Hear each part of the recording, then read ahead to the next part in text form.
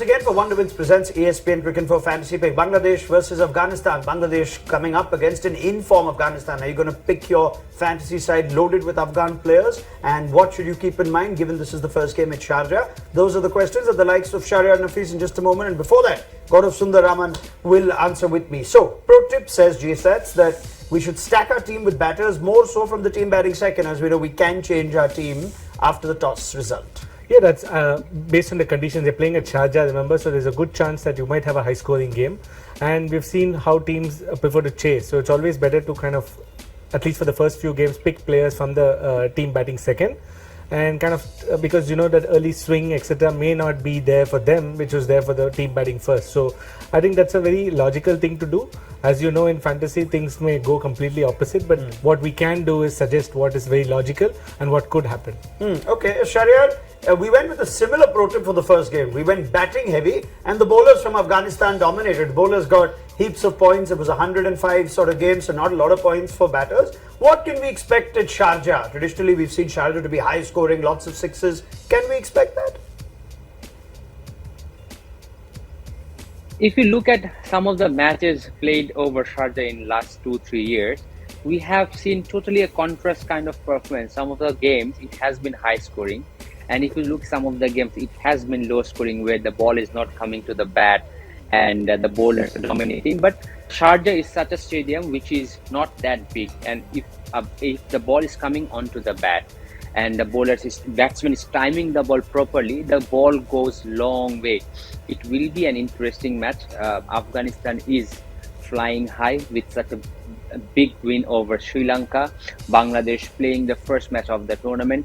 And you never know what can happen. But as neutral fans or fans of any teams, we'll definitely want the batters to bat well and score as many runs as possible in the board. We want to see a high scoring game where it is chased down. Okay, I think by that logic, we should see plenty of batting in our fantasy team. Let's move towards it and get both Gaurav and Shahriyar's thoughts. Before that, a quick reminder on Wonderwins, 100 credits for you to build your fantasy team. 4 categories of players to choose from: batters, bowlers, wicket keepers, all-rounders. You can pick a maximum of 7 players from one team in any given contest, and every player's individual credit value is listed on Wonderwins. As I go to our choices for captain and vice captain, we've got the two big boys, Shakib as captain and Rashid Khan as vice captain. Would you be tempted to swap that around? Our pro tip says back the batters, and we know that Shakib is one of the great all-format players that are going around. However, if you have to pick a format where you think Shakib is still to give you the returns that he hasn't in others, it'll be T20. So will we see the best of Shakib? We've certainly backed him as our captain. Remember, he's the all-round option, genuine all-round option, so can get you points with bat and ball, has a good record against Afghanistan as well. Rashid Khan is there, 14 wickets at an average of just 10 and an economy of 5.5 against Bangladesh. So he's got an excellent record against this opposition. Therefore, Shakib and Rashid Khan as captain and vice captain respectively will give you 2x and 1.5x the points. So pick them very carefully. Najibullah Zadran and Mustafizur Rahman. Now, Najibullah didn't have much to do in that last game, chasing just 106, but he has scored over 550 runs in 20 innings in T20I since the start of 2020 with 550s. Mustafizur Rahman needs no introduction and no real reason to justify his place in a fantasy team. He's one of Bangladesh's top T20 bowlers, and he rightfully finds a place in our top picks. So, Shakib Al-Assad, Rashid Khan, Najibullah Zadran and Mustafizur Rahman. Now, Shakib is a choice for captain. GS, why does that make sense from a fantasy point of view? Because he's an all-rounder and we are sure that he's going to bowl 4 overs and he's going to bat at the order, top of the order. So that's very, very important for fantasy. It kind of make sure that you, even if batting fails, bowling could click. If bowling fails, batting could click. So from a fantasy perspective, that's a no-brainer. I think most matches it's always better. That too, he bats at top of the order. Not many all-rounders bat at the top of the order. All right, quick question on the Bangladesh bowlers in this team, Shahryar. We have both Mustafizur and Mohammad Saifuddin. For a lot of viewers who may not have seen how their recent form or recent fitness has been, is Fiz at the top of his game?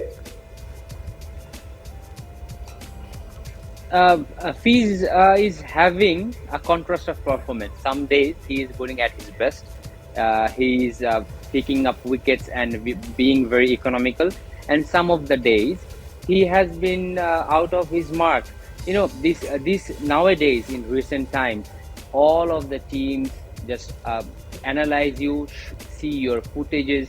So it is very difficult for any batsman or bowler to keep the performance going. Mustafiz, I believe and I truly believe he can do a bit better. All right, fair enough. So you've got some perspective from Shahriar Nafees on Mustafizur Rahman's recent form going into the Asia Cup. Let's go to some differential picks now, shall we? And the likes of Fazal Faruqi will naturally feature. I'm surprised he's not in our top picks, but he's in the team anyway. Would you be tempted to even make him captain? Remember, we moved from Dubai to Sharjah, so it's a different challenge for Faruqi, who impressed with that player of the match performance in the opening game against Sri Lanka. Mohammad Naeem is there as well, very highly rated in Bangladesh. He's also scored a century and 750s as an opener in T20s, and therefore is someone you should find room for in your fantasy side. Looking at our full team, you've got Remanullah Gurbaz, who was in blistering form in that first game. Mushfiqur Rahim, so two keeper options. You've got Najibullah Zadran, Hazratullah Zazai, and Mohammad Naeem as batters. Shakib is our recommended captain and the only all-rounder. Rashid Khan as our vice-captain. Mustafizur Rahman, Mujibur Rahman, Mohammad Saifuddin, and Fazal Faruqi. Right, let's get a quick reaction from both JS and Shahriar. Anyone else that you'd like to throw in?